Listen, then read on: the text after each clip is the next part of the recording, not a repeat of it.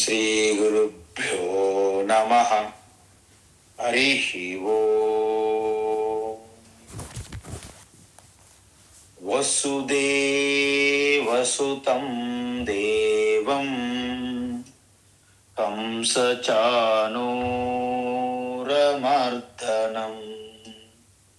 దేవకీ పరమానందం కృష్ణం వందే జగద్గురుం. తీర్త్వా మోహార్ణవం హత్వా రాగద్వేషాదిరాక్షసా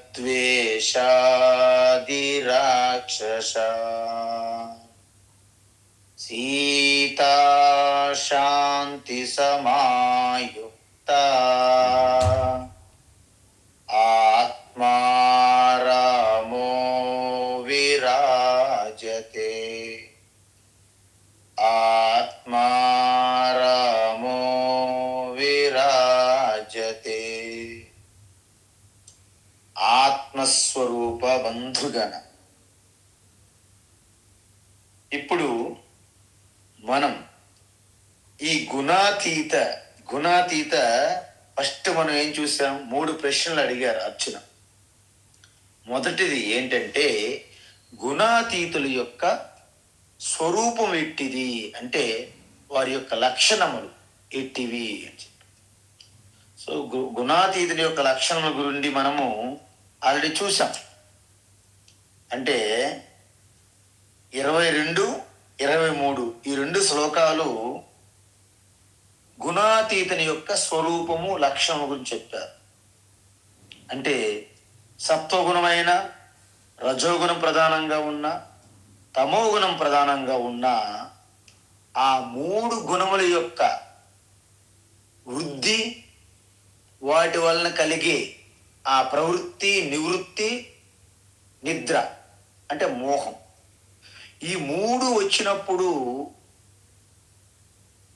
వాటిపై ద్వేషం కానీ, అది కావాలని అదే గుణములో ఉండాలని కోరిక కానీ ఉండరు. ఎందుకు? అవి నిరంతరం మారుతున్నాయి కాబట్టి నేను ఎప్పటికీ మారకుండా ఉటస్థంగా ఉన్న సాక్షి చైతన్యమును నేను అని నిరంతరము స్మరణలో ఉంటూ వ్యవహారంలో దిగుతారు. కాబట్టి ఏది జరుగుతున్నా పూర్తిగా ద్వేషము కానీ రాగము కానీ పెట్టుకోరు. అదేవిధంగా ఇంకో ఏం చెప్పారు? ఉదాసీనవత్ అంటే ఉదాసీనం అంటే ఏంటంటే దేనికి స్పందించకపోవడం అన్నట్టు ఉంటారు అన్నమాట. ఉదాసీనం అంటే ఏంటంటే దేనికి స్పందించరు. అందువలన నిర్లక్ష్యంగా అలా అనిపిస్తుంది మనకి, కానీ పూర్తిగా నిర్లక్ష్యంగా ఉండరు. ఎందుకు? గుణైహి యహ నా విచాల్యతే అంటే 3 గుణముల ద్వారా జరుగుతూ ఉంటాయి నిరంతర ప్రక్రియ. ఎందుకంటే మనం చూసాం, ప్రకృతి గుణములు నిరంతరం కదలిక, వాడి గుణాల యొక్క వికారాలు, మార్పులు జరగడమే ప్రకృతి లక్షణం, స్వభావం. మరి శుద్ధ చైతన్యంకి ఎటువంటి వికారాలు ఉండవు, ఎటువంటి కదలికలు ఉండవు. అది సాక్షిగా నిలకడగా ఉంటుంది. అందువలన గుణముల ద్వారా కలుగుతున్నటువంటి ఆ వికారాల మార్పులకి నా విచాల్యతే చలించరు. గుణాహ వర్తంతే అంటే గుణాలతోనే ప్రవర్తిస్తున్నావి. ఇది ఈ విధంగా అనుకొని యహ అవతిష్టతే ఆత్మనిష్టలో ఎవరైతే నిలిచి ఉంటారో నా ఇంగ్యతే, నేంగ్యతే అంటే నా ఇంగ్యతే అంటే వాళ్ళు కిందకి జారిపోరు, అదే అర్థం. సో ఇప్పుడు భగవాన్ ఏం చెప్తున్నారు? ఆ యొక్క గుణాతీతుల యొక్క ఆచారం గురించి చెప్పారు.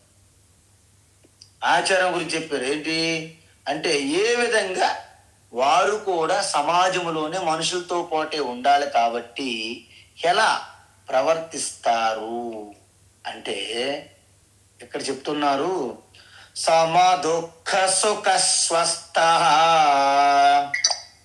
సమదుఃఖ సుఖ స్వస్థ, సమదుఃఖ సుఖ స్వస్థ, సమలోష్టాస్మకాంచన, సమలోష్టాశ్మకాంచనః, సమలోష్టాశ్మకాంచనః, తుల్య ప్రియా ప్రియో ధీరః, తుల్య ప్రియా ప్రియో ధీరః, తుల్య ప్రియా ప్రియో ధీరః, తుల్య నిందాత్మ సంస్తుతిః, తుల్య నిందాత్మ సంస్తుతిః, తుల్య నిందాత్మ సంస్తుతిః, సమ దుఃఖ సుఖ స్వస్థః, సమలోష్టాస్మకాంచనః, సమదుఃఖ సుఖ స్వస్థః, సమలోష్టాశ్మకాంచనః, సమదుఃఖ సుఖ స్వస్థః, సమలోష్టాశ్మకాంచనః, తుల్య ప్రియా ప్రియో ధీరః, తుల్య నిందాత్మ సంస్తుతిః, తుల్య ప్రియా ప్రియో ధీరః, తుల్య నిందాత్మ సంస్తుతిః, తుల్య ప్రియా ప్రియో ధీరః, తుల్య నిందాత్మ సంస్తుతిః. ఇది చాలా అద్భుతమైన శ్లోకం అన్నమాట. అంటే ఇప్పుడు ఈ 2 శ్లోకాల్లో మనం చూసాం, అంటే జ్ఞాని ఏ విధంగా స్పందిస్తారనేది. అయితే వీటికి ఆల్రెడీ ఇంతకుముందు చెప్పేశారు, ఎందుకంటే ఇప్పుడు కొత్తగా చెప్పేది ఏం లేదు, ఆల్రెడీ చెప్పడం జరిగింది. ఎలా? మనస్సు శరీరాలకి ఈ 3 గుణాలు లేకుండా అసాధ్యం. అంటే గుణాలు ఉంటేనే మనస్సు శరీరాలు ఉంటాయి. కాబట్టి వాటిలో హెచ్చు తగ్గులు మాత్రమే జరుగుతుంటాయి గుణాలలో. అంటే ఒక్కొక్కసారి సత్వగుణం అధికంగా ఉంటుంది, మరొకసారి రజోగుణం, మరొకసారి తమోగుణం. తమోగుణం ఉన్నది కాబట్టి మనము నిద్రపోగలుగుతున్నాం. అది లేకుంటే మనం నిద్రపోము. నిద్ర లేకపోతే చాలా కష్టం. కాబట్టి ప్రతి గుణము అవసరమే, కానీ అది మనకు బంధనంగా కాకూడదు. అదే విధంగా జగత్తు అంటే ఈ యొక్క ప్రపంచానికి అదే వర్తిస్తుంది. అందువలన జగత్తులో కూడా 3 గుణాలు ఉంటాయి, మనలో కూడా 3 గుణాలు ఉంటాయి. ఎవరైనా 3 గుణాలు ఉన్న మన మనుషులతోనే మనం స్పందించాలి, ప్రపంచంతోనే స్పందించాలి. కాబట్టి సత్వగుణం ప్రధానంగా ఉన్న వ్యక్తుల్లో వాళ్ళతో మీరు ప్రవర్తన చేయాలనుకున్నారనుకోండి, మీకు పెద్దగా సమస్యలు ఉండవు. కానీ ఒకవేళ రజోగుణం అధికంగా ఉన్న వారితో మీరు వ్యవహారం చేస్తున్నారనుకోండి, మీకు సమస్య అప్పుడప్పుడు తప్పదు. ఎందుకంటే వారు రజోగుణం కర్మ ప్రధానంగా ఉంటారు. వాళ్ళ లక్ష్యాలు, వాళ్ళ ప్లానులు, వాళ్ళ కర్మలు ఇవన్నీ ప్లానులతో ఉంటారన్నమాట. మీరు వారితో కొంచెం చిన్న ఇబ్బంది తప్పదు. ఎందుకు? చీటికి మాటికి వారు పెద్దానికి ఒక లాభ అపేక్షతో ఉంటారన్నమాట. లాభ అపేక్ష. అందువలన పొరపాటున వాళ్ళకు పలకరించినా అందులో కూడా తప్పు ఎదుగుతారు. ఏ విధంగా పలకరించారు, ఎందుకు పలకరించారంట, పలకరించుకుంటుంటే ఎందుకు పలకరించలేదు, పలకరిస్తే ఎందుకు ఆ విధంగా పలకరించారు, ప్రతి దాంట్లో కూడా చిందులు వేస్తారన్నమాట. చిందులు తొక్కుతారంట, చూసారా? సో 3వ రకం ఉంటారు. వారు అస్సలు కనీసం ట్యూబ్ లైట్ లాగా స్విచ్ చేసి 5 నిమిషాలు అయితే కానీ వెలగనట్టుగా వాళ్ళు దేనికి పట్టించుకోకుండా మందంగా ఆ యొక్క మందబుద్ధిగా ఉంటారన్నమాట. అందువలన వారితో మనం ఏమైనా పని చేయించాలన్నా మనం అనుకున్న సమయం పోతుంది.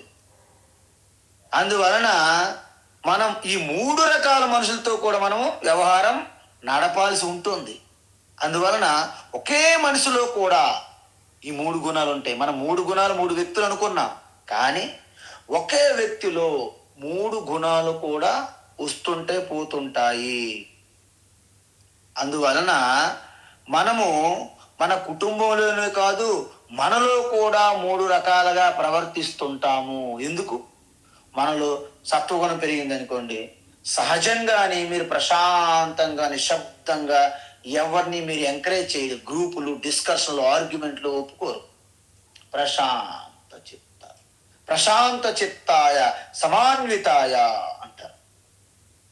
సమత్వ బుద్ధితో నిశ్శబ్దంగా ప్రశాంతంగా ఆ ఆనందముతో ఆ యొక్క జ్ఞానం మీద మాత్రమే మీకు దృష్టి ఉంటుంది. అందుకే చూడండి, మనకి ఈ మూడు గుణాలు నిరంతరం మారుతాయి కాబట్టే మన ధర్మములో కొన్ని విషయాలు గమనించాలి మనం చూస్తే. ఏమిటివి? పెళ్ళిళ్ళ విషయం తీసుకుందాం. పెళ్ళిళ్ళ విషయాల్లో సాధారణంగా మీ మనసు మా మనసు కలిసింది, పెళ్లి చేసుకుందాం అనుకుంటారు కొంతమంది. అంటే ఈ మధ్య జరుగుతున్నాయి కదా ప్రేమ పెళ్ళిళ్ళు అన్నీ. కానీ ఆ మనస్సులు నిరంతరం మారిపోతుంటాయి కదా. అందుకే పెళ్ళిళ్ళు కూడా ఈ మధ్యలో విడిపోతున్నారు, పెళ్ళిళ్ళు జరిగిన తర్వాత కూడా. అందుకే మన ధర్మములో పెళ్ళిళ్ళు మనస్తత్వము, ఆ పర్టికులర్ సమయంలో ఉన్నటువంటి మనోభావాల ఆధారంగా పెళ్ళిళ్ళు జరగవు. మన వివాహాన్ని ఒక ధర్మం ఆధారంగా జరుగుతుంది, ధర్మబద్ధంగా జరుగుతుంది. అందువల్ల ధర్మానికి కట్టుబడి ఉంటారు కాబట్టి నీ మనసు మారినా, నీ గుణం మారినా నువ్వు మారడానికి వీలు లేదు. ఆ విధంగా మనల్ని ఆ ధర్మం అనే ఒక తాడుకు మనకి కట్టి వివాహం అనేది జరుగుతుంది యజ్ఞంగా. వివాహమే కాదు, ఒక కంపెనీ, ఒక బిజినెస్, ఒక ట్రస్ట్, ఏదైనా సరే దాంట్లో బైలాస్ ఉంటాయి. అందువలన మనము వ్యాపారం చేద్దాం, సేవ చేద్దామా, ట్రస్ట్ అన్నీ అనుకుంటాం, బాగానే ఉంటుంది మన ఆరంభంలో. కానీ మన మూడు గుణాలు నిరంతరం మారుతున్నాయి కదా, మనస్తత్వాలు మారుతాయి కదా, కోరికలు పెరుగుతాయి కదా, పేరు ప్రఖ్యాతుల మీద మనకి తీరనటువంటి ఆ అసంతృప్తి, మీరు ఎంత పెద్ద స్థాయికి వెళ్ళినా ఆ కోరిక తీరదు. ఎందుకంటే ఇంకా పైకి ఇంకా ఇంకా అని లాగుతుంటది కాబట్టి. అందుకే ఈ ట్రస్ట్లు, ఈ వ్యాపారాలు అన్నీ కూడా ప్రతీది కూడా పేపర్ మీద రాయడము, సాక్షులు, విట్నెస్లు, లాస్, ఇవన్నీ ఎందుకు పెట్టారంటే మనకు ఒక ధర్మం అనేది, ఈ బైలాస్ అనే ఒక ధర్మం ద్వారా ఈ ట్రస్ట్లు, ఏజెన్సీలు వ్యాపారం నడిపిస్తుంటారు. ఉద్యోగాలంటే మేనేజర్కి మనసు బాగుంది, మీకు ఉద్యోగం ఇచ్చాడు, రేపు మనసు బాగోదు ఉద్యోగం తీసేస్తాడు. అలా కుదరదు. దానికి ఒక అపాయింట్మెంట్ లెటర్, దానికి ఒక బాండ్ అన్నీ ఉంటాయి. అంటే మేనేజర్ మనసు మారినా మిమ్మల్ని తీయడానికి వీలు లేదు. దానికి ఆ యొక్క ధర్మం అనేది పాటించాలి. అందువలన భార్యాభర్తలు ఇద్దరు కూడా కాలక్రమేణా మారిపోతారు. వారి అభిరుచులు, వారి ఇష్టాలు, కోరికలు మారిపోతాయి. అందులోన ఒకరు సపోజ్ భార్యాభర్తలు కొంతకాలం ఇద్దరు కూడా నీవు నాకు ప్రాణం, నేను నీకు ప్రాణం, ఇద్దరం ఒక కంచము, ఇద్దరం ఒక మంచము, ఇవన్నీ చెప్పుకుంటారు కథలు. ముందంతా బాగుంటుంది, చాలా బాగుంటుంది సినిమాల్లో చూసినట్టుగా. కానీ కొంతకాలంకి వారిలో గుణములు మూడు గుణములే కదా, మీలో కూడా మూడు గుణములే కదా, మారుతూ ఉంటాయి. మనం ఆశ్చర్యపోవక్కర్లేదు. ఇప్పుడు మనము ఏం చేస్తాము? లేదండి, నేను ఈవేళ రామాయణ సుందరాకాండ వినాలని ఉంది, సుందరాకాండ సప్తాహం వెళ్తానని అమ్మగారు అన్నారు అనుకోండి.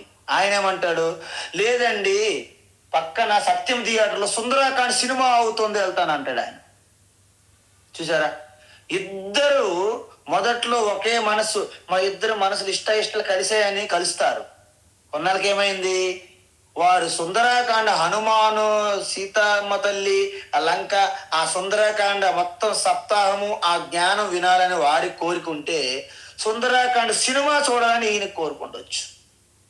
వయసు వరస, ఆయనకేమో సుందరాకాండ సప్తాహం మీద ఉండొచ్చు, ఆ అమ్మగారికి ఏమో సుందరాకాండ సినిమా మీద ఉండొచ్చు. దీన్ని బట్టి మీకు ఏమర్థమైంది? అందుకే ఈ రోజుల్లో ఏమంటారంటే పెళ్లి రోజు మాటలు విడాకులు తీసుకునేటప్పుడు ఉండవు అంటారు. ఒకవేళ ఉన్నాయనుకోండి, విడాకులకి ఆ ప్రశ్నే రాదు. కాబట్టి మనుషుల ప్రవర్తన మారుతూ ఉంటుంది. ఏ విధంగా మారుతూ ఉంటుంది? పరిస్థితులు మారుతూ ఉంటాయి. అది ప్రకృతి ధర్మం అండి. మారకపోతే కష్టం. ఎందుకంటే ప్రకృతి అంటే గుణములు, గుణములు అంటే మారేవి. సో ఈ ప్రకృతి ధర్మాన్ని అర్థం చేసుకుంటారు ఎవరు? గుణాతీతులు. పరిస్థితులు మారక తప్పవని, సో అవి మారిపోతున్నా, గుణాలు కూడా మారుతూ ఉన్నా మనము నవ్వుతూ స్వీకరించాలి. అంటే ఏదొచ్చినా వెల్కమ్. ఏది వెళ్ళిపోతున్నా చివరికి మీరు చెప్పాల్సింది ఏంటి? Good boy only, not bad boy. Bad boy కాదు, గుడ్ బాయ్. అంతే, ఓకే, మంచిది మంచిది అని. అంటే ఏది జరిగినా మన మంచికే అనే సూత్రం ఇక్కడ వర్తిస్తుంది అనమాట. అందువలన మనసు విపరీత ధోరణులను చూపించదు. వాళ్ళ మనసు ఎందుకు? వాళ్ళకు తెలుసు ఈ మనస్సు అనేది 3 గుణములనే ఇంధనం ద్వారా నడుస్తున్నది. కాబట్టి మ్యాక్సిమం అంటే చాలా వరకు ఆ ప్రశాంతత, ఆ సమత్వ బుద్ధి, తర్వాత చెక్కు చెదరని గంభీరతలోకి వస్తారనమాట చివరికి. Okay, let it be so, ఏదైనా సరే విడిచిపెట్టేయడం. అందుకే మనకి రంతిదేవుడు, శిబి చక్రవర్తి, బలి చక్రవర్తి, హరిశ్చంద్ర ఇవన్నీ మనకి మన యొక్క చరిత్రలో ఇవన్నీ చెప్తారు. అయితే ఇక్కడ ఏమంటున్నారు? ధీర, చూసారా? తుల్య ప్రియా ప్రియో ధీర అంటే ప్రియా ప్రియ అంటే ఏంటి? ప్రియము అప్రియము అని అర్థం. ప్రియ అంటే ప్రియము, అప్రియము అంటే మనకి అయిష్టం, అంటే దుఃఖముతో కూడి ఉన్నది అని అర్థం. ఎవరు? ధీర. ధీర అంటే మనకి బయట ధీరుడు, సూర్యుడు సినిమాలు తీస్తారు, అలాంటి కాదు. ఇక్కడ ధీహి అంటే బుద్ధి. కాబట్టి ధీర అంటే నిరంతరము జ్ఞానములో తరిస్తున్నటువంటి జ్ఞాని అని అర్థం. అందుకే ఉపనిషత్తులు ఏమంటారంటే పరాంచికాని వేతృణ స్వయంభూ తస్మాత్ పరాన్ పశ్యతి నా అంతరాత్మ అన్నారు. అంటే ఇంద్రియములన్నీ మనకు బ్రహ్మ, సృష్టికర్త బ్రహ్మాజీ మన ఇంద్రియములన్నీ బహిర్ముఖంగానే పెట్టారు. సహజంగా మనం అంటే బయటికే చూస్తామట, మనం లోపల చూసే ప్రసక్తి ఉండదంట. మరి లోపలికి చూడకపోతే ఎలాగా? మరి లోపల అంటే కచ్చిత్ ధీర, ఎవరో 100కి 1 ఒక్కొక్కరు మాత్రమే బహిర్ముఖం నుండి అంతర్ముఖంలోకి వెళ్తారంట. కచ్చిత్ ధీర ప్రత్యేగాత్మానం ఐక్షతు అంటే ఆత్మతత్వములోకి వెళ్ళాలని ఒక తీవ్రమైన కోరిక కలుగుతుందట ఆ ధీరు పురుషులకి. ఇక్కడ పురుష అంటే మగవాళ్ళు కాదు, మరొకసారి మీకు చెప్తున్నా, మనుష్యులు అని అర్థం. అందువలన ఆవృత చక్షు అమృతత్వం ఇచ్చన్, మీ ఇంద్రియాల మనసుని లోపలికి మీరు పంపిస్తారు. అందువలన ఇక్కడ ధీర అంటే వివేక శక్తి కలిగినటువంటి జ్ఞాని అని అర్థం. స్వస్థ, చూసారా? సమదుఃఖ స్వస్థ అని ఉంది పైన. ఇక్కడ స్వ అంటే మన స్వరూపం, స్థ అంటే నెలకొని ఉండడం, దాని యందు నిలిచి ఉండడం. అందుకే హృదయస్థం అంటారు, అంటే హృదయము యందు నిలిచి ఉండడము. కంఠస్థం అంటే కంఠం యందు నిలిచి, అందుకే కంఠస్థ చేయండి అంటారు. అంటే మీ కంఠములోకి పెట్టుకోండి. హృదయస్థం మీ హృదయంలో పెట్టుకోండి అని అర్థం. అదే మనకి శ్లోకాలు చదివిన తర్వాత కంఠస్థ చేయండి ఫస్ట్ అంటారు, చేస్తాం. నీ హృదయస్థములో పెట్టుకో. అందువలన స్వస్థ అంటే గుణాతీతులు ఆత్మస్వరూపములోనే ఎల్లప్పుడూ నిలిచి ఉండడాన్ని స్వస్థ అంటారు. మనకు డౌట్ వస్తుంది, ఆత్మస్వరూపంలో నిలిచి ఉండడం అంటే ఏమిటి అంటే, ఆత్మ అనేది ఒక బెంచి, ఒక బల్లలాగా, టేబుల్ లాగా ఉండేది, దాని మీద కూర్చోవాలా స్వామి అని మీకు ఆ డౌట్ రావచ్చు. అంటే ఎప్పుడు ఆత్మస్థ హృదయస్థ అంటే మీ ఆత్మస్వరూపములు నిలిచి ఉండడం అంటే ఏమిటి అర్థం అంటే, నేను ఎప్పుడు శాశ్వతంగా ఉన్న సాక్షి చైతన్యాన్ని నేను ఈ మూడు గుణములతో ఉన్న ప్రకృతి నేను కాదు అని ఈ సత్యాన్ని మీ నిద్రలో లేపి అడిగినా టక్కని చెప్పాలి. చిదానంద రూప శివోహం, నేను శివ. ఇప్పుడు మనం ఏం చెప్తున్నాము? రామారావు, కృష్ణారావు, మహాలక్ష్మి, ఎల్లమ్మ, మల్లమ్మ, పోలేరమ్మ, బతుకమ్మ, ఇవి చెప్తున్నాం మనం.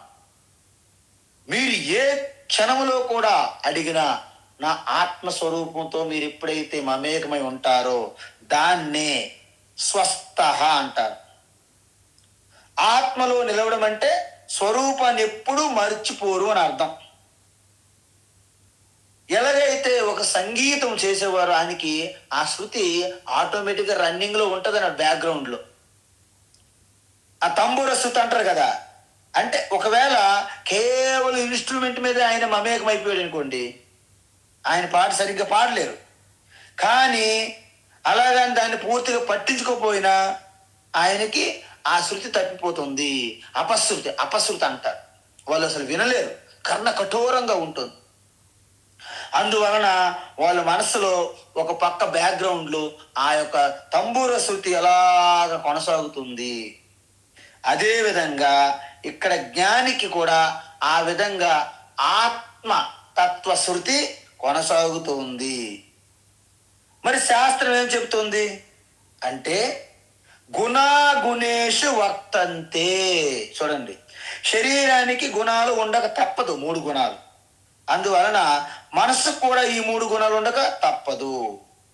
మరి ప్రపంచంలో ఉన్న ప్రతి వస్తువు, ప్రతి ప్రాణికి 3 గుణాలు తప్పవు. ఇలా గుణాలతో వ్యవహారము ప్రవర్తిస్తున్నప్పుడు నేను వాటికంటే భిన్నమైన వారిని అని జ్ఞాని అర్థం చేసుకోవడమే గుణాతీతగా ఎదగడం అంటారు.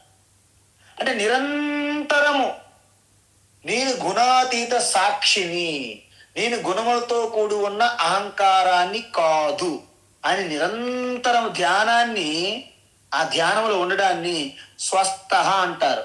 అందువలన మీరు అడగొచ్చు, నిరంతరం ధ్యానం వలన నాకు కలిగిన ప్రయోజనం ఏమిటో?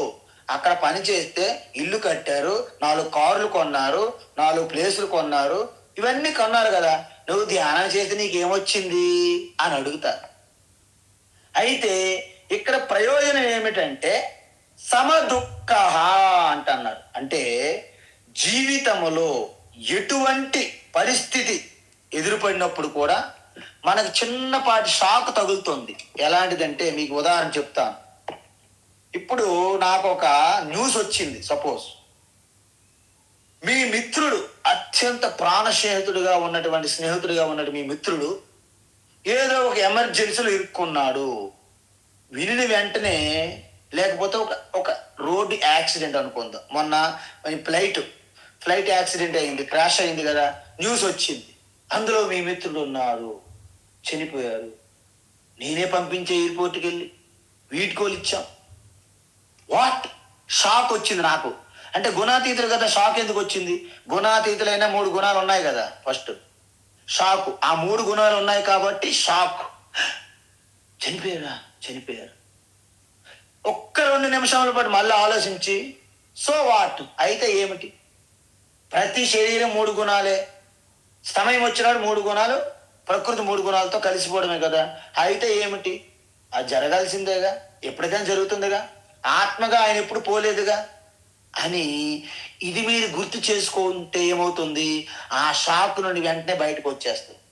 ఓకే, వాళ్ళు డబ్బుల మీద ఆశ కాబట్టి వాళ్ళు ఎటువంటి సంబంధాలు చూడరు, తల్లి చూడరు, తండ్రి చూడరు, గురువు చూడరు, ఎవరినైనా సరే తన యొక్క చాకచక్యంతో మభ్యపెట్టి మాయ చేసి తన యొక్క తెలివితేటలతో మిమ్మల్ని మీరు ఎక్కడైనా మోసపోవచ్చు, ఎప్పటికక్కడ మోసపోతారు. కానీ మోసపోయినా మీరేం భయపడకూడదు.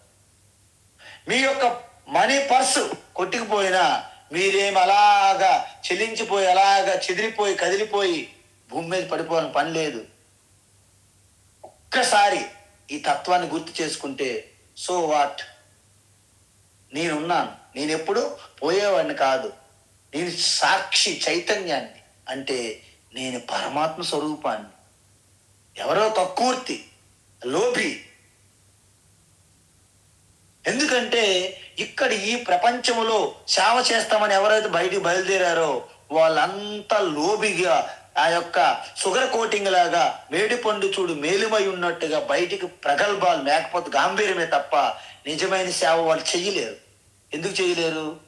సత్వగుణం పూర్తిగా ఉన్న వ్యక్తి, 3 గుణాలను కూడా సాక్షిగా దర్శించిన వ్యక్తి మాత్రమే లోక కళ్యాణ సేవ చేయగలరు.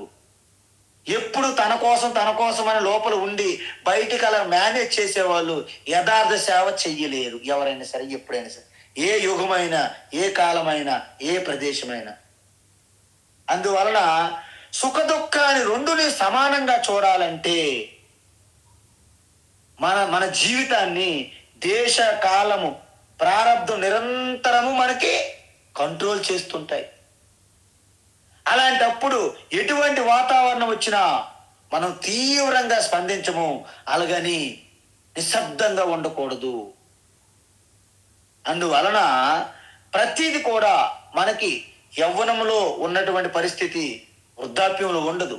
అయినప్పటికీ మనకున్న అనుభవము, మనకున్న జ్ఞాన సామర్థ్యంతో మనం ఉండాలి. అందువలన ఈవెన్ మనకి ఈ జ్యోతిషులు చెప్తారు, నీకు రాహు దశ, కేతు దశ, శని దశ అంటారు. ఏమి ఉండవు. వ్యవహారంలో మీరు ఉన్నంత వరకు ఈ దశలన్నీ మిమ్మల్ని పట్టుకుంటాయి. కానీ ఒక్కసారి గుణాతీతం నేను అని ఒక్కసారి మీరు పట్టుకోండి, మీకు రాహు, కేతు, శని కూడా మిమ్మల్ని జారిపోయి బయటికి వెళ్ళిపోతాయి. ఎందుకు? మిమ్మల్ని చూసి భయపడతాయి. మీరు ఆత్మ చైతన్యం కదా, మీరు ప్రకృతిని దాటి వెళ్ళిపోయారు. రాహు అయినా, కేతు అయినా, శని అయినా ప్రకృతిలో అంతర్భాగమే, దేశకాలంలో అంతర్భాగమే, మాయాశక్తిలో అంతర్భాగమే. మాయ ఉన్నంత వరకే ఉంటాయి. అందుకే దైవీ ఏష గుణమయి మమ మాయా దురత్యయ. ప్రకృతిలో ఉన్నంత వరకు మాయను దాటడము అసాధ్యమని చెప్పారు భగవాన్. మామేవ ఏ ప్రపద్యంతే, ఎవరైతే సాక్షిగా తను ఎప్పుడైతే నేను సాక్షిని, నేను గుణాలుగా ఉన్న ప్రకృతి కాదని తెలుసుకుంటారో, మామేవ ఏ ప్రపద్యంతే మాయామేతాం తంతితే, వారు ఈ ప్రకృతి నుండి దాటిపోతారని చెప్పారు. అందువలన ఆరోగ్యం ఒక్కొక్కసారి బాగుంటుంది, ఒక్కొక్కసారి అనారోగ్యంగా ఉంటుంది. ఒక్కొక్కసారి అన్ని ధన సంపదలు ఉన్నట్టు ఉంటాయి, ఒక్కసారి కొట్టుకుపోతాయి, లాటరీ వెళ్ళినట్టు, లేకపోతే ఏదైనా దివాలా తీయడం. ఈ సమస్యలన్నీ ఒడిదుడుకులు వస్తుంటాయి. కానీ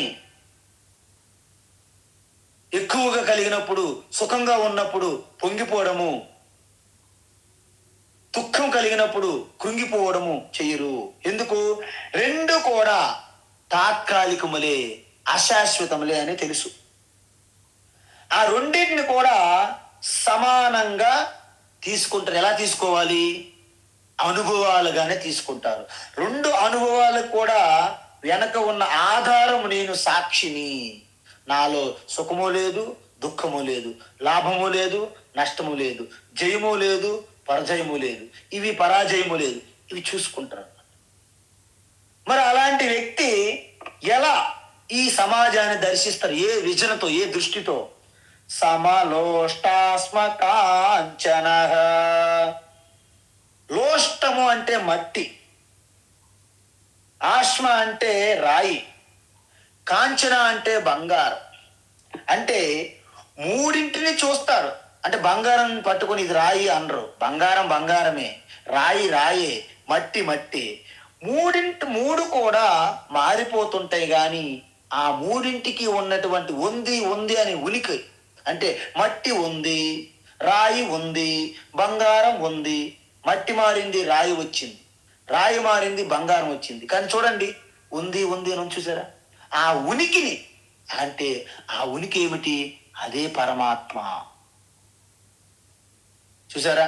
అందువలన మత్త పరతరం నాణ్యతు కించిదస్తి ధనంజయ మయి సర్వమిదం ప్రోతం సూత్రే మణిగణా ఇవ.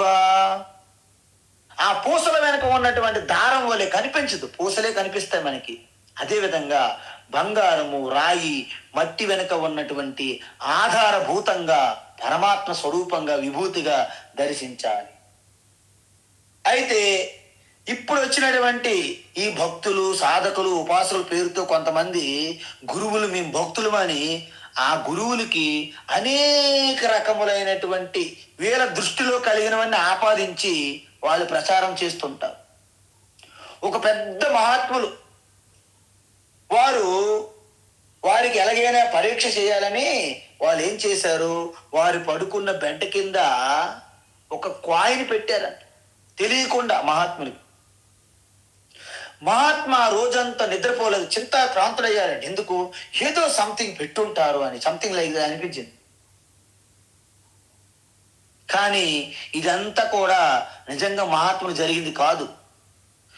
వీళ్ళ దృష్టికోణం ఏంటంటే, చూసారా, మహాత్ముకి అసలు డబ్బులు పట్టుకోరు, బంగారాన్ని ముట్టరు, కాబట్టి వారి తెలియకుండా ఆ కాయిన్ కానీ బంగారం కానీ వారి బెడ్ కింద, వారి మంచం కింద పెడితే వాళ్ళు నిద్రపోలేదు అని ప్రచారం చేస్తుంటారు బయట, అవుట్ సైడ్. కానీ ఇది పక్కా అబద్ధం. ఈ అందరూ వినుంటారు ఈ కథలు. ఎందుకంటే ఈ పంచభూతములన్నీ కూడా 3 గుణములే ఉంటాయి. అంటే కాయిన్, బంగారం కాయిన్ అయినా, ఎండి నాణ్యమైనా దాంట్లో కూడా 3 గుణములే. కాబట్టి ప్రతిదీ 3 గుణములు ఉన్నది. ఆ 3 గుణములకు ఆధారభూతమైనటువంటి ఉనికి నేను, సత్తు. ఆ సత్తు నేను, అదే చిత్తుగా ఆనందంగా ప్రకటమవుతుంది నాలో. సచ్చిదానంద స్వరూపాన్ని, సాక్షి నేను అని నిరంతరం ఉన్నటువంటి జ్ఞాని మీరు కాయిన్ పెడితే ఆయనకి ఏం సంబంధం?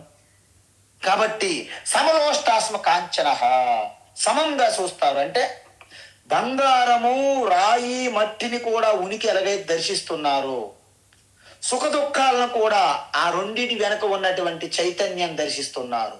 అంటే ఇక్కడ బంగారము, రాయి, మట్టి వెనుక ఉన్నటువంటి సత్తుని దర్శిస్తే, అక్కడ సుఖము దుఃఖం వెనుక ఉన్నటువంటి చిత్తును దర్శిస్తున్నాడు జ్ఞాని.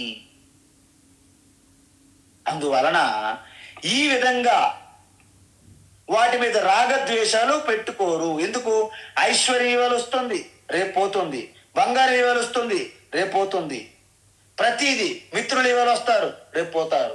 శత్రువులు మిత్రులుగా, మిత్రులు శత్రువులుగా మారుతారు.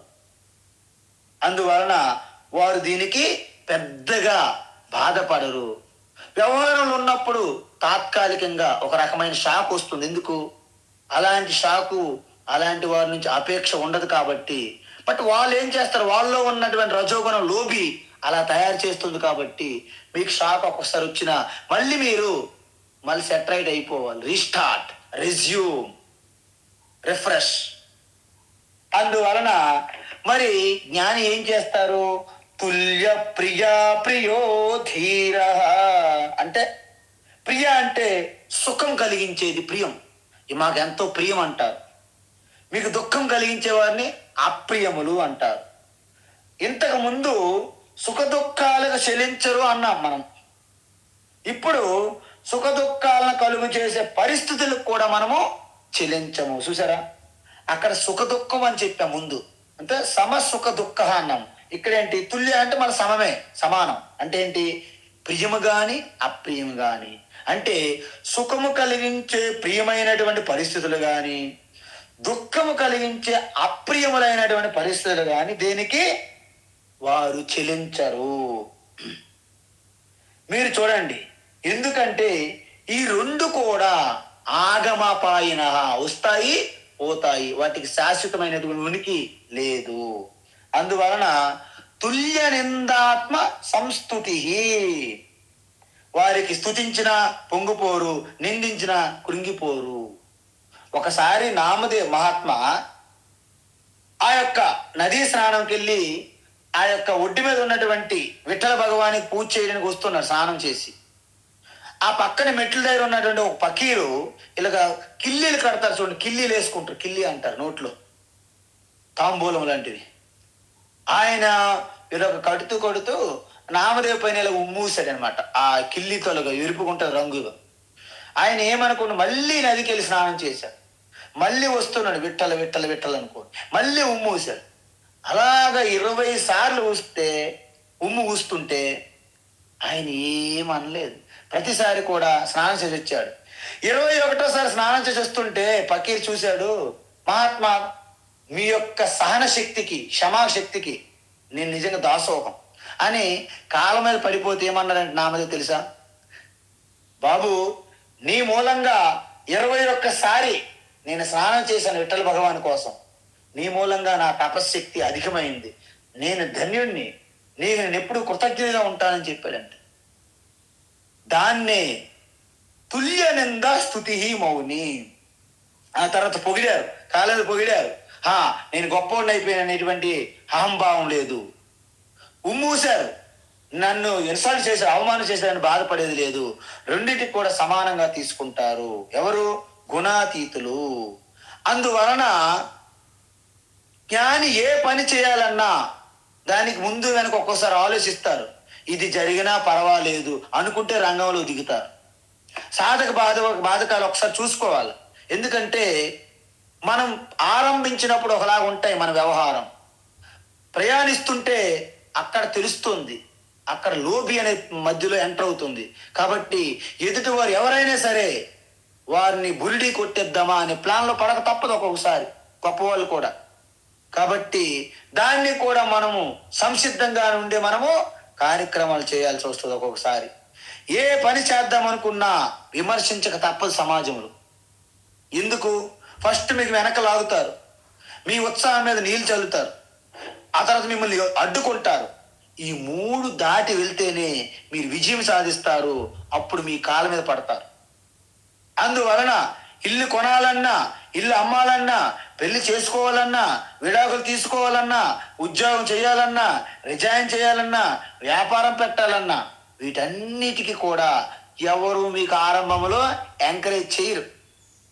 మహా అయితే మాటలు చెప్తారు, యాక్షన్కి వస్తాడికి ఇది అసాధ్యం, నాట్ పాసిబుల్ ఎవరికైనా సరే. గుణముల ప్రభావం, వ్యక్తులు మంచి వాళ్ళు అందరూ. అందువలన చివరికి నేను సన్యాసం తీసుకుంటానంటే, అమ్మ బాబోయ్ సన్యాసం తీసుకుంటారా అని మన మీద చాలా జాలిగా చూపెడుతుంటారు, నిష్ఠూరంగా.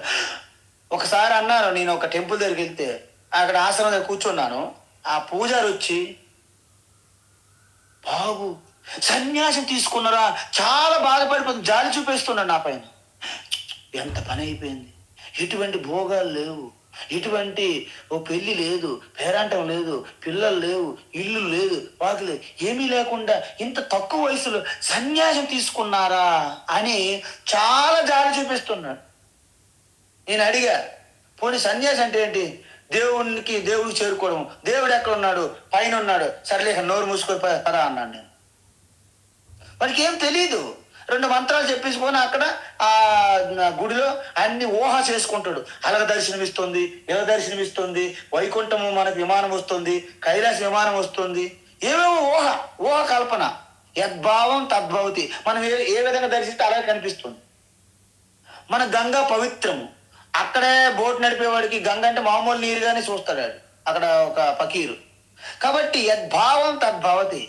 మీ భావంలో మీకు ఎలాగైతే దర్శనమిస్తుందో అందరికి అలాగే దర్శనమిస్తుందని మీ ఊహ, అదేం నిజం కాదు. కాబట్టి ఈ విధంగా ఆయనకి ఈశ్వర అంటే ఏమో తెలియదు, సన్యాసం అంటే ఏమో తెలియదు, కానీ జాలి పడిపోతుంటాడు అనమాట ఆయన. అందువలన ఎవరు స్తుతించినా నిందించినా రెండింటికి మనము పెద్దగా స్పందించకూడదు. ఎవరిని వదిలిపెట్టలేదు ఈ చరిత్రలో. శ్రీరాముని విడిచిపెట్టలేదు, శ్రీకృష్ణుని విడిచిపెట్టలేదు, శంకరాచార్యని విడిచిపెట్టలేదు, వివేకానంద స్వామిని విడిచిపెట్టరు. ఎవరిని విడిచిపెట్టరు ఈ సమాజం. ఎందుకంటే రజోగుణ తమోగుణం గుణముల ప్రభావం అది. అందువలన దీన్ని ఇప్పుడు కంటిన్యూ చేసి దీన్ని ఎలా మనం సాధించాలి, ఆ సాధన గురించి చివరకు వచ్చారన్నమాట. ఇప్పుడు మానాపమానయోస్తుల్యః మానాపమానయోస్తుల్యః మానాపమానయోస్తుల్యః తుల్యో మిత్రారిపక్షయోః తుల్యో మిత్రారిపక్షయోః తుల్యో మిత్రారిపక్షయోః సర్వారంభ పరిత్యాగీ పరిత్యాగి సర్వారంభ పరిత్యాగి గుణాతీతః స ఉచ్యతే గుణాతీతః స ఉచ్యతే గుణాతీతః స ఉచ్యతే మానాపమానయోస్తుల్యః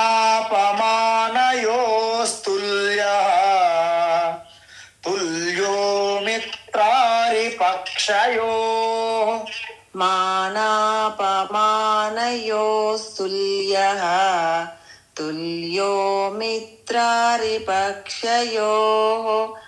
మానాపమానయోస్తుల్యః తుల్యో మిత్రారిపక్షయోః సర్వారంభ పరిత్యాగి గుణాతీతః స ఉచ్యతే సర్వారంభ పరిత్యాగి గుణాతీతః స ఉచ్యతే సర్వారంభ పరిత్యాగి గుణాతీతః స ఉచ్యతే. ఇప్పుడు చూడండి, ఏంటంటే ఇంతవరకు మనం చూసాం అంటే సుఖ దుఃఖాలు ఎటువంటి అనుభవం అయినా ఎటువంటి పరిస్థితులైనా ఆ పరిస్థితుల్లో మనం మమేకమైపోకుండా సాక్షిగా చూసేటప్పుడు అది చాలా చిన్నది అయిపోతుంది. ఇక అందుకే చెప్పాం, కొబ్బరి చెట్టు కింద మనం ఉంటే అబ్బో కొబ్బరి చెట్టు ఎంత పొడవుగా ఉందో, అదే మీరు పెద్ద కొండ పైకి వెళ్ళి ఇలా కిందకి చూస్తే కొబ్బరి చెట్టు చిన్నదైపోతుంది. లేకపోతే మీరు విమానంలో ప్రయాణించారనుకోండి, యావత్తు చెట్లు ఊరు పట్టణాలు అన్నీ కూడా మీకు చిన్నగా కనిపిస్తాయి. అంటే మనం పెద్దగా ఎదిగామనుకోండి, మిగతా అంతా చిన్నదైపోతుంది. అందుకే మన మాస్టర్లు చెప్పేవాళ్ళు చిన్నప్పుడు ఒక గీత బోర్డు మీద గీసి దీన్ని చెరపకుండా చిన్నది చేయి అనేవాళ్ళు. చాలా మంది తల జుట్టు పీక్కునేవాళ్ళు. చెరపొద్దంటాడు, చిన్న చేయమంటాడు, ఎలాగ చెయ్యాలంట. తెలివైన వాళ్ళు ఏం చేస్తారు, మీలాంటి వాళ్ళు అదే శుద్ధం ఒక చాక్ పీస్ తీసుకొని ఒక పెద్ద గీత పక్కన గీస్తే ఏమైంది, అది చిన్నదయ్యింది. Will become big. మీరు విశాల హృదయం ఉదార స్వభావం పెరిగారనుకోండి, మిగతాదంతా చిన్నదైపోతుంది. అందువలన మనం మనుషులం కాబట్టి ప్రతి ఒక్కరిలో కూడా ఈ మానము అంటే గౌరవము, అనుమానాలకు సమానంగా తీసుకుంటారు జ్ఞాని. ఎందుకు అంటే ఇంట్లో మనుషులే మనల్ని అవమానించవచ్చు, ఏదో బయట అక్కర్లే.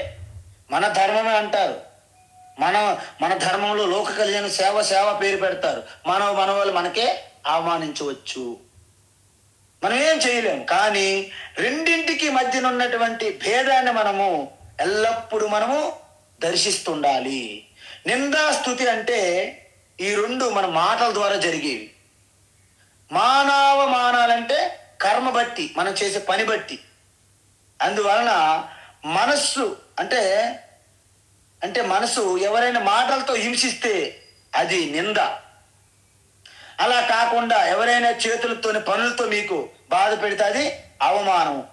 చూడండి, ఒక్కొక్కసారి మిమ్మల్ని పిలిచి అక్కడ అవమానిస్తుంటారు మీ చేతుల ద్వారా, పనుల ద్వారా.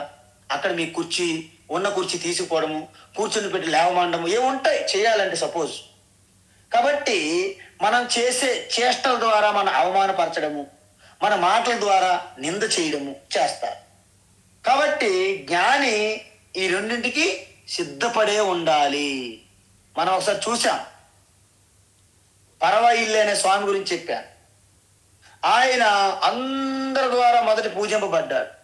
తర్వాత ఎవరో వాళ్ళ మీద నిందేశారు. అందరూ ఆయన్ని నానా మాటలు అంటూ అవసరమైతే కొట్టారు కూడా, బయటికి నెట్టేశారు. తర్వాత మన సత్యం తెలుసుకొని మళ్ళీ ఆయన్ని పూజించారు. కాబట్టి ఈ నిందాస్తుతి రెండు కూడా వచ్చిపోయేవి.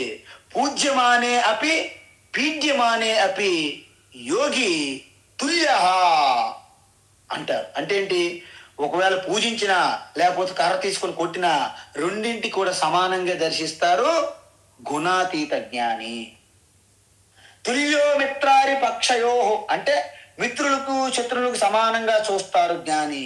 అంటే మీరు అనొచ్చు, మరి జ్ఞానికి కూడా శత్రువులు ఉంటారా అంటే, వాస్తవానికి జ్ఞాని దృష్టిలో శత్రువులు మిత్రులు ఉండరు, కానీ జ్ఞానిని కూడా శత్రువుగా భావించే వాళ్ళు ఉంటారు.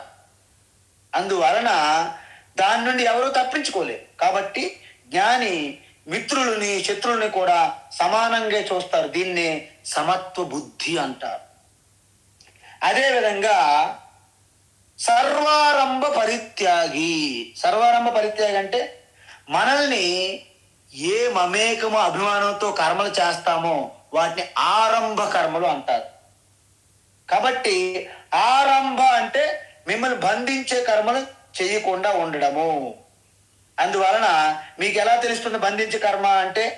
ఏ కర్మ చేస్తే నేను పూర్ణత్వము, నేను గొప్ప పేరు పొందుతాను, నేను అందరికి తెలియాలి, ఇలాంటి అభిమానం ఎవరికైతే ఉందో వాళ్ళ పూర్ణత్వం గురించి ఐడియా లేదని అర్థం.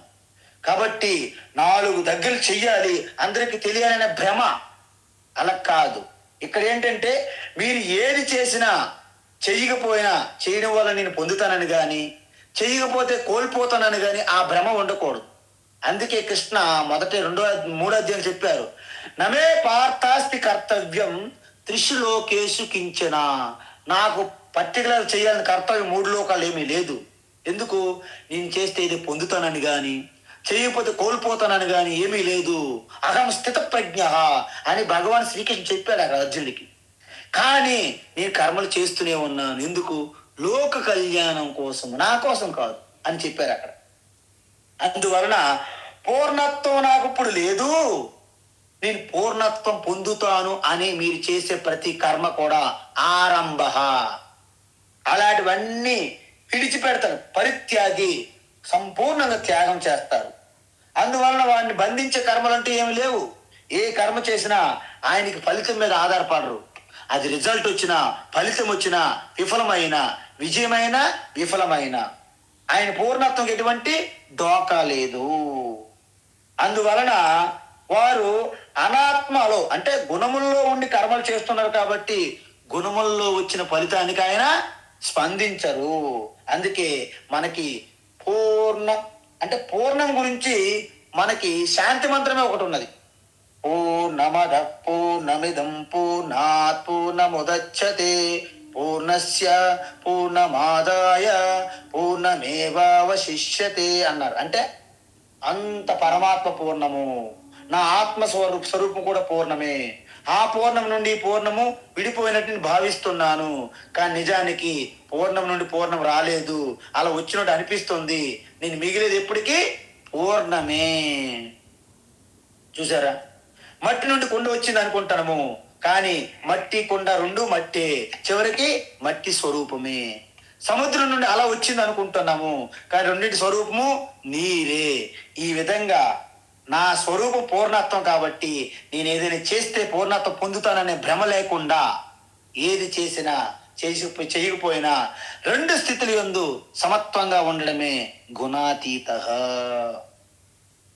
ఇప్పుడు ఇక ఆఖరుగా మనం చేయాల్సిన సాధన ఈ గుణాతీతకి ఏంటంటే, మాం చ యో వ్యభిచారేణ మాంచయో వ్యభిచారేణ మాంచయో వ్యభిచారేణ భక్తి యోగేన సేవతే భక్తి యోగేన సేవతే భక్తి యోగేన సేవతే సగుణాన్ సమతీత్యైతాన్ సగుణాన్ సమతీత్యైతాన్ సగుణాన్ సమతీత్యైతాన్ బ్రహ్మ భూయాయ కల్పతే బ్రహ్మ భూయాయ కల్పతే బ్రహ్మ భూయాయ కల్పతే మాం చ యో వ్యభిచారేణ భక్తి యోగేన సేవతే మాం చ యో వ్యభిచారేణ భక్తి యోగేన సేవతే మాం చ యో వ్యభిచారేణ భక్తి యోగేన సేవతే. సగుణాన్ సమతీత్యైతాన్ బ్రహ్మ భూయాయ కల్పతే. సగుణాన్ సమతీత్యైతాన్ బ్రహ్మ భూయాయ కల్పతే. సగుణాన్ సమతీత్యైతాన్ బ్రహ్మ భూయాయ కల్పతే. ఉత్తమం. అయితే ఇప్పుడు ఈ శ్లోకములో గుణాతీతులు కావడానికి సాధనం, అంటే గుణాతీతులుగా అవ్వాలంటే మనకు ఒక సాధన తెలియాలి కదా. భగవాన్ ఏమంటున్నారంటే ఈ గుణాతీతం పొందడానికి ఒకే ఒక మార్గం ఉంది, అనేక మార్గాలు లేవు అంటున్నారు. ఏంట మార్గం అంటే, నిజానికి గుణాతీతంగా శారీరకంగా ఎటువంటి మార్పులు ఉండవు. వారి యొక్క బట్టలు, వారి జుట్టు, కట్టు, బొట్టు, జుట్టు, వీటి మీద మీరు చూడొద్దు, అక్కడ ఏం ఛాన్స్ లేదంట. అయితే మరి ఎటువంటి సాధన చెయ్యాలంటే గుణాతీతులుగా మారడానికి ఒకే ఒక సాధనము. అదేంటి? భక్తి. అంటే అన్ని సాధనలు కలిసిపోయి ఒక సాధనగా మారుతుంది. ఏంటది? భక్తి. అందుకే మనం 12 అధ్యాయాలు చూసాం. 5 స్టెప్స్ గా చెప్పాను అక్కడ నేను. 5 స్టెప్స్ గా చెప్పాం. ఏంటది 5 స్టెప్స్ అంటే? సకామ కర్మయోగ భక్తి అన్నా, నిష్కామ కర్మయోగ భక్తి అన్నాను, ఏకరూప ఈశ్వర ఉపాసన భక్తి 1, అనేక రూప ఈశ్వర ఉపాసన భక్తి 2, 4 అయ్యాయి. తరువాత జ్ఞానయోగం అనే భక్తి. అన్ని భక్తే, భక్తి లేకపోతే ఏముండదు. అందుకే భక్తి అనేది మీకు ఒక బ్రిడ్జ్ అన్నమాట. ఆ బ్రిడ్జ్ అయినప్పుడు మీరు బండి మీద వెళ్ళండి, నడిచి వెళ్ళండి, సైకిల్ మీద వెళ్ళండి, కారు మీద వెళ్ళండి, కానీ బ్రిడ్జ్ ఇంపార్టెంట్, భక్తి. అందువలన ఈ యొక్క 5 స్టెప్పులుగా మనం ఎప్పుడైతే చెప్పామో దాన్ని ఇక్కడ భక్తి యోగేన సేవతే, అంటే జ్ఞానం ద్వారా గుణాతీతునిగా ఎదగడానికి చేయాల్సిన సాధన ఏంటి? మీరు భక్తి. ఇంకా చెప్పాలంటే ఆ 5 స్టెప్పులు మెట్లు ఏదైతే చెప్పామో అవి ఎలా ఉండాలి? అవ్యభిచారేణ, అంటే అనన్య ఏక చింతన భావముతో భక్తి ఉండాలి అని చెప్తున్నారు భగవాన్. అందువలన సహా ఏతాన్ గుణాన్ సమతీత్య, అటువంటి భక్తులు తప్పకుండా గుణాలకు అతీతంగా ఎదుగుతారు. ఎందుకు? కర్మయోగంలో 2 దశల్లో చేసినప్పుడు వాళ్ళకి మలినము పోతుంది, అంతకన్నా శుద్ధి అవుతుంది. ఉపాసన ద్వారా ఏకాగ్రత వస్తుంది, జ్ఞానయోగానికి అర్హత పొందుతారు. ఈ విధంగా జ్ఞానయోగం అంటే ఏంటి? శ్రవణము, మననము, నిధిధ్యాసనం ద్వారా వాళ్ళు ఖచ్చితమైనటువంటి అహం బ్రహ్మాస్మి అనే జ్ఞాన తత్వానికి అర్హులవుతారు. అంటే బ్రహ్మభూయాయ కల్పతే, వాళ్ళంత యోగ్యులు మరి ఎవరు ఉండరంట. దేనికి? అహం బ్రహ్మాస్మి. అప్పుడు మీరు శివోహం అంటే ఎవరో గురువు చెప్పాడు, శాస్త్రం చెప్పింది కాదు, ఇది యథార్థము. చిదానంద రూప శివోహం, శివోహం అని మీరు క్లెయిమ్ చేసుకోవడమే అపరోక్ష అనుభూతి, జీవన్ముక్తి. ఇదే గుణాతీతులు అని అర్థం. కాబట్టి ఇక రేపు భగవాన్ శ్రీకృష్ణ ఈ అధ్యాయాన్ని సమాప్తం చేసి రేపు మనము ఈ అధ్యాయం యొక్క సారాంశం మొత్తం కూడా చూద్దాం. హరి ఓం తత్సత్. సర్వం శ్రీకృష్ణార్పణమస్తు.